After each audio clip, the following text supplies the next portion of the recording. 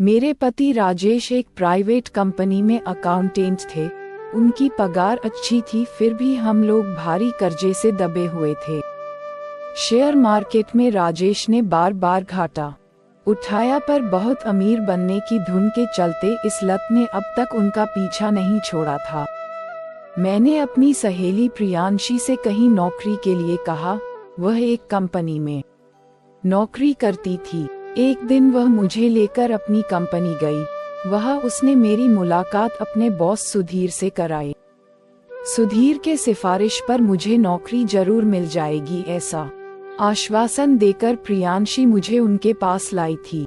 Sir, मुझे नौकरी की सख्त जरूरत है, आप मेरी सहायता कीजिए प्लीज।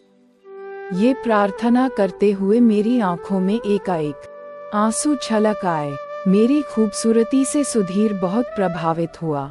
मैंने अब तक सुधीर के दिल में खास जगह बना ली थी। उन्होंने मुझसे कहा कि मैं भविष्य में उनसे संपर्क बनाए रखूं। मैं पूरी कोशिश करूंगा कि आपका काम हो जाए। इस कागज पर आप जरूरी संपर्क लिख दें। उन्होंने पैड और पेन मुझे पकड़ा दिया। करीब 10 मिनट बाद मैं प्रियांशी के साथ चली आई, लेकिन इन कुछ मिनटों मैंने उनका दिल जीत लिया था। मुझको कलर की नौकरी दिलाना उसके लिए कठिन काम नहीं था। करीब 1 हफ्ते बाद वह मेरी नियुक्ति की अच्छी खबर लेकर शाम को मेरे घर पहुंच गए।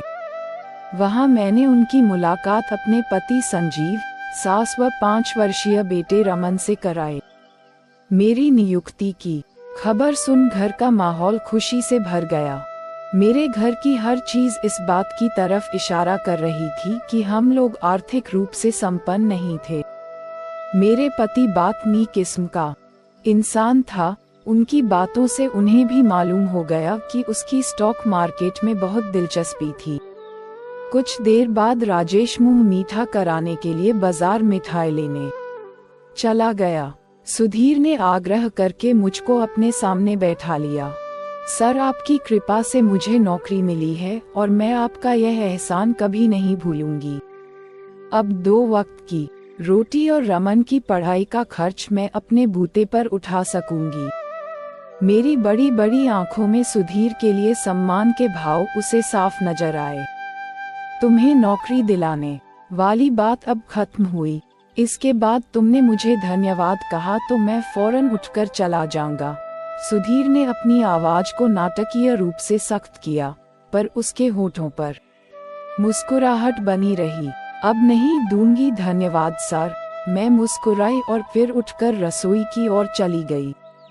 कुछ देर बाद बड़े अच्छे माहौल में हम सब ने चाय नाश्ता किया। फिर सुधीर हमसे विदा लेना चाहता था, पर ऐसा संभव नहीं हुआ, क्योंकि बेहद अपनेपन के साथ आग्रह करके मैंने उसे रात का खाना खाकर जाने के लिए रोक लिया। उस शाम के बाद से सुधीर का घर में आना जाना नियमित सा हो गया।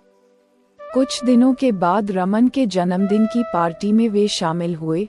फिर एक त्योहार आया और मैंने उन्हें घर खाने के लिए आमंत्रित किया। धीरे धीरे हमारे परिवार के साथ उनके संबंध गहरे होते चले गए। मैंने देखा धीरे धीरे सुधीर मेरी तरफ आकर्षित होने लगा है। एक दिन अपने रूम में चाय पीते हुए सुधीर ने मुझसे पूछा, तुम्हें पता है राखी, मैं किस दिन को अपने लिए भाग्यशाली मानता हूँ? आप बताओगे नहीं तो मुझे कैसे पता चलेगा? मैंने जवाब सुनने के लिए अपना ध्यान उसके चेहरे पर केंद्रित कर लिया। जिस दिन तुम मेरे पास नौकरी पाने के सिलसिले में आई थी, सुधीर ने कहा। मेरे लिए तो वह यकीनन महत्वपूर्ण दिन था, मैं बोली, पर आप क्यों उसे अपने लिए भाग्यशाली मानते हैं? वह दिन मेरे जीवन में न आया होता तो आज मैं तुम्हारे जैसी अच्छी दोस्त कैसे पाता? उसके स्वर की भावुकता को पहचान कर मैं नजरें छिपाकर फर्श को निहारने लगी। तुम मेरी अच्छी दोस्त हो ना राखी? मैंने उसकी तरफ देखकर एक बार सिर हिलाकर हाँ कहा और फिर से नीचे फर्श देखने लगी। उसने अपना हाथ बढ़ाकर मेरे हाथ पर रखा और मेरी आंखों में आंखें डालकर बोला, तुम मुझे अपना समझकर हमेशा अपने दुख दर्द मेरे साथ बांट सकती हो। थैंक्स। मेरे होठों पर छोटी सी मुस्कान उभरी। मेरे हाथ पर उसकी पकड़ थोड़ी मजबूत थी। मैंने अपना हाथ आजाद करने का प्रयत्न किया पर असफल रही। कुछ घबराए से अंदाज में मैंने उसके चेहरे पर खोजपूर्ण दृष्टि डाली। वह बड़े प्यार से मेरा चेहरा निहार रहा था। उसके आंखों के भाव पढ़कर मेरे गोरे गाल अचानक गुलाबी हो उठे। वह मुझे चाहता है, ये बात उस दिन मैं पूरी तरह से समझ गई। उस दिन से हमारे संबंध एक आयाम में प्रवेश कर गए। हमारे लिए दोस्ती की सीमा लांघना गलत होगा सर। राजेश को धोखा देकर मैं गहरे अपराध बोध का शिकार बन जाऊंगी। जब भी वह मुझसे प्रेम का इजहार करने का प्रयास करता, मेरा यही जवाब होता। मुझको उसके प्रस्ताव में बिल्कुल रुचि ना होती तो मैं आसानी से उससे कन्नी काट लेती। मैं अपने घर की परिस्थितियों से खुश नहीं थी। राजेश का व्यवहार, आदतें, वह घर का खर्च चलाने में उसकी असफलता मुझे दुखी रखते। सुधीर मेरी बातें बड़े धैर्य से सुनता। जब मेरा मन हल्का हो जाता तभी वह हंसी मजाक व छेड़छाड़ शुरू कर देता।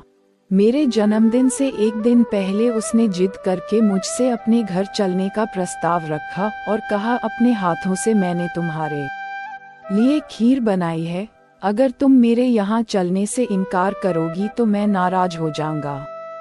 उसकी प्यार भरी जीत के सामने थोड़ी ना नुक्कड़ करने के बाद मुझको झुकना ही पड़ा। सुधीर ने मेरे जन्मदिन के मौके पर एक सुंदर साड़ी उपहार में दी और मुझे पहली बार उसने अपनी बाहों में भरा तो मैं घबराए लहजे में बोली, नहीं, ये सब ठीक नहीं है, मुझे छोड़ दीजिए प्लीज। अपनी बाहों की कैद से उसने मुझे मुक्त नहीं किया, क्योंकि मैं छूटने का प्रयास बड़े बेमन से कर रही थी।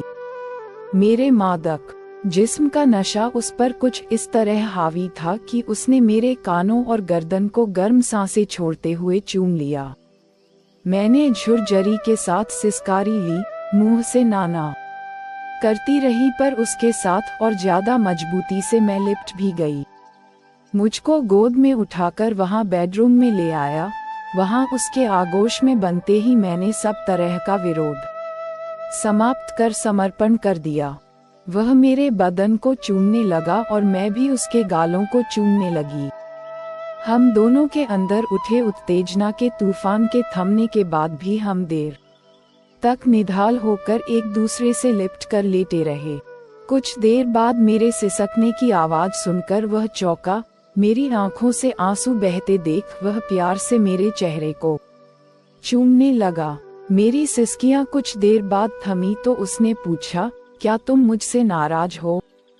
जवाब में मैंने उसके होठों का चुंबन लिया और भावुक स्वर में बोली, प्रेम का इतना आनंददायक रूप मुझे दिखाने के लिए धन्यवाद सुधीर। हमारे संबंध एक नए आयाम में प्रवेश कर गए। मैं ही नहीं बल्कि मेरे घर के बाकी सदस्य भी सुधीर को अच्छे लगने लगे। वह भी अपने को हमारे घर का सदस्य समझने लगा। वह मेरे घर वालों की जरूरतों का ध्यान रखता। एक दिन सुधीर के माता पिता उससे मिलने आए। उसके लिए एक रिश्ता आया हुआ था। वह दोनों इसी सिलसिले में उससे बात करने आए थे। उसकी माँ बोली, तुम कब चलोगे उसे देखने? किसी दिन चलेंगे, उसने गोलमोल सा जवाब दिया। अगले रविवार को चले देखेंगे, उसने फिर टालने की कोशिश की। उसके पिता अचानक गुस्से में बोले, इससे तुम चलने को हाँ नहीं कहवा सकोगी, क्योंकि आजकल इसके सिर पर उस राखी का जुनून सवार है। प्लीज पापा बेकार की बातें ना करें, राखी से मेरा कोई गलत रिश्ता नहीं है।